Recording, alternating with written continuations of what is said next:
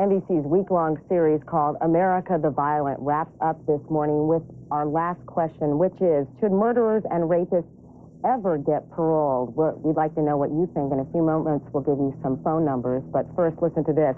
In the quiet community of Hillsdale, New Jersey, residents are living in fear of a man they thought would be in prison for life.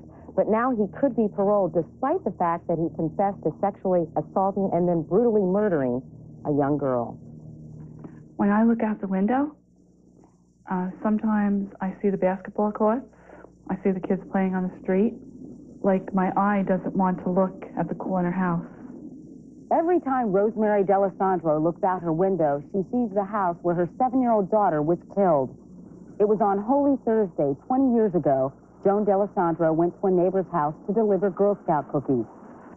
She was never seen alive again. She went to Joseph McGowan's home. It was at his home that she was sexually assaulted, she was raped, and she was murdered by him in the basement of that home. She had been brutally and viciously beaten. He then took a plastic bag and put it over her head. He murdered this young girl twice. Police arrested Joseph McGowan, a 26-year-old high school science teacher. My children would come home and they would tell me, "What a wonderful person, Mommy. He's so nice to talk to." McGowan confessed, and that Easter Sunday led police to Joan's body. He pleaded guilty and was given the harshest sentence at that time, life imprisonment. Life meant 25 years, which I did not understand about that until this time. And maybe it was better that we were so naive. It's extremely frustrating, particularly to crime victims, when there's an expectation that an individual can be punished indefinitely. In February, the parole board will hear McGowan's second request for parole in less than 6 years. If this individual that you're discussing was sentenced today, he would be facing a minimum of 30 years without parole, period. So instead of us meeting him soon for the second time, we'd still be about 10 years away from seeing him for the first time. The D'Alessandros never moved from Hillsdale, and the entire community is working with them to make sure the request is denied. He not only stole the life of a young child, he stole that innocence, a piece of that innocence, from the community. Justice would be punishment for his crime, and the punishment would be that he stay in jail and never, ever be eligible for parole. Therefore, we won't have to be reliving what we're reliving. The parole board has been flooded with letters, and the town wears green ribbons in Joan's memory. If we can, through public input, understand the actual broad impact of a particular crime on society, then we can use that information and compare it to what the inmate's insight is. I would talk to him. What would you tell him? I would tell him about remorse. Although Joan's murder and others like hers are the ones that make the headlines, they are not typical. The typical homicide is an event between people who know each other and in which there was a weapon that was lethal involved, and there's usually some kind of either drinking or other drug use. Many corrections officials believe the parole system works, even for violent offenders. I worked on the street as a parole officer for 12 years in an inner city, and I had many murderers on parole.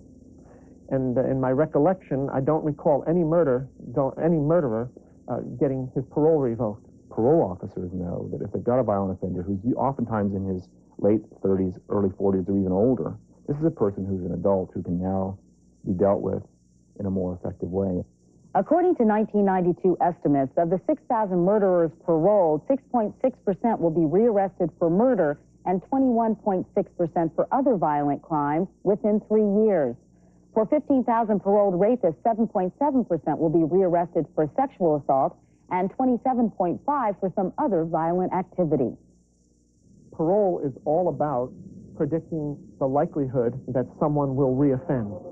The alternative to parole is costly. A person who's 20 who gets sentenced to a life without parole, you're spending about $1 million on the person. By giving that a person $1 million government grant, I wonder if that's really a wise expenditure of resources, especially when we know that into their 30s and 40s, most offenders' careers end. When a person comes to prison and and they have to every night lock into a prison cell and lay down and before they go to sleep think about the types of things that they're missing. I think that has a great effect on an individual. John Massey is serving a 25-year to life sentence for second-degree murder at the Woodburn Correctional Facility in New York State. He prepares long-termers for life on the outside.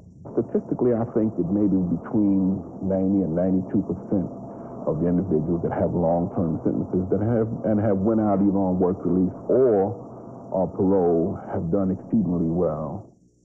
The D'Alessandro's life went on after Jones' murder. They now have 2 young sons.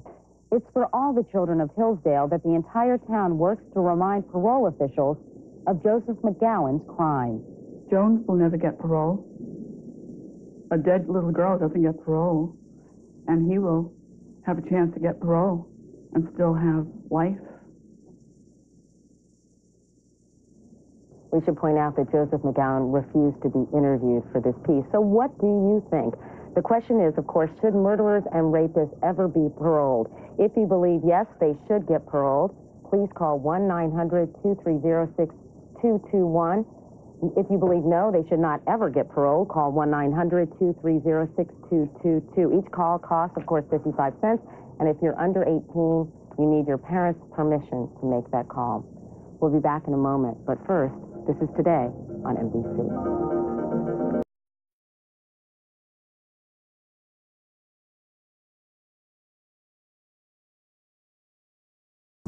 We would like to hear your opinion on tonight's question. Here's the response so far. And you can weigh in by calling the appropriate phone number.